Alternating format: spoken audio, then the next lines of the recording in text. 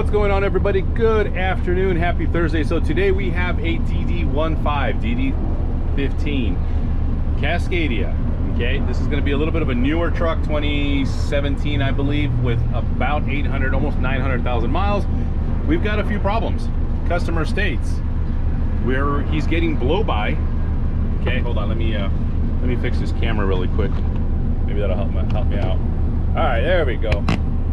All right, so customer states he has blow by. He's getting blow by out of the dipstick. So after driving, this dipstick will pop out. He says when he checks the oil fill cap, he's got some vapors coming out. And then on top of that, antifreeze. He's gonna have to add antifreeze a little more often, which is not normal. As long as there aren't any leaks, more than likely the culprit is gonna be something in the engine. Now, I'm not saying the truck has a delete. I'm not saying it does, I'm not saying it doesn't. But if you do, sometimes those things will contribute to it. Okay, we're not sure just yet. Need to confirm a lot of things before we start going from there. So what I'm going to do really quick is I'm going to go ahead and get our trusty computer. We're going to connect to the truck. I'm going to do a quick compression test, and that'll at least give me a good sense of direction once we start taking this thing apart, if the issue is going to be cylinder 1, 2, 3, 4, 5, 6, whatever the issue is, or we may have an injector issue if we're over fueling, getting too hot. That's also going to contribute to some problems with your pistons, piston rings, so on and so forth. So keep that in mind. Let me connect and we'll go from there. Stand by.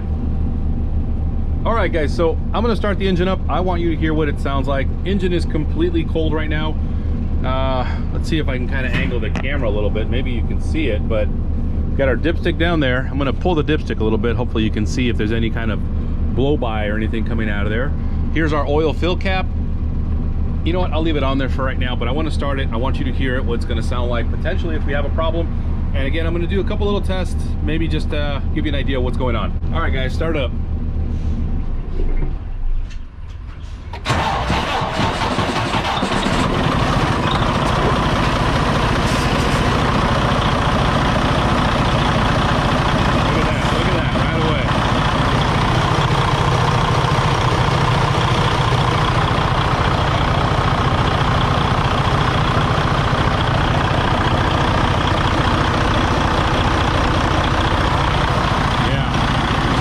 Running really rough, man, really rough. All right, guys, so you can hear that. It does not sound good at all. I'm gonna shut it down really quick. All right, I'm gonna shut it down. And what I wanna do really quick is I'm gonna do a compression test. Now, the valves are not out of adjustment. They were honestly done, I like to say about 2-3 months ago. I think actually maybe a little bit longer than that, but either way, doesn't really matter. These are the codes that we have on there. Leak in high pressure fuel system, and I believe the fuel pump was replaced. That happened out in like Texas or something like that. We have intake manifold pressure too high. That code has been kind of on and off since some modifications were done, let's just say that. Coolant level very low. That could explain why we're consuming coolant. But what I want to do really quick is I want to do a compression test just to show you guys real time what the hell's going on. I've done this many times before. I've showed you guys this before. Run test, click on yes. Here goes, guys. Crank it, it'll stop on its own. Ready? Check it out. That's really struggling to start.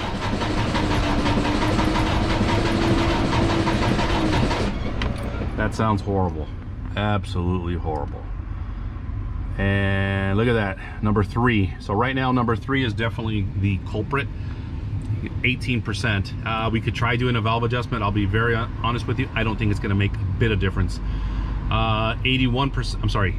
Number 1, 2, 3, 4, 5, 6. So that's 82%. That is going to be a fail in the eyes of Detroit. I'm going to print that up really quick so my customer can have something for a point of reference, and also for me.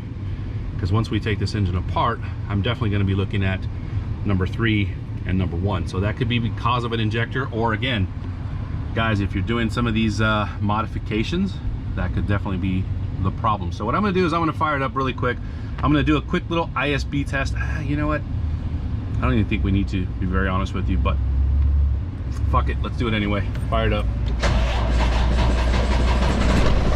Yeah, your engine should not struggle at all to start up that way. Just listen to it, listen.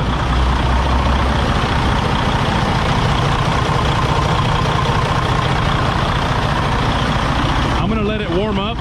I'm gonna do another test and then we're done. But look at the antifreeze level, all the way down, guys. And that actually just shut down right now because of the coolant very low. So I was gonna do an ISB test, which is gonna be a little idle speed balance test.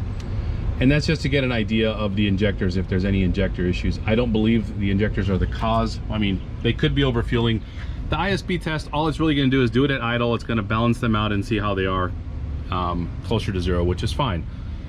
It doesn't always tell you if you have a bad injector or an overfueling injector. However, it just gives you a good direction on which way to go. So forget it, I'm not gonna really do that anymore. I kinda know what direction I've got to take into this thing. Let's see, I want to show you guys really quick a few other things while we're at it. You already saw the blow-by coming out of the tube, out of the oil fill. Let's take a look at the oil, make sure we don't have any. Yeah, it's just regular motor oil. I don't see anything actually wrong with it as far as any kind of coolant getting into the system itself. As you can tell, we definitely have a leak going on in this area here. We'll probably take care of that as well once we do the motor itself.